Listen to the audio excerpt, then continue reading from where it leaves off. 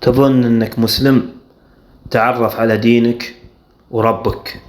امام علیه السلام میگه انا خالق السماوات و الارضین، خالقشم، رازقشم، محیی منم، ممیت منم، خالق منم، رازق منم، اول منم، آخر منم، ظاهر منم، باطن منم.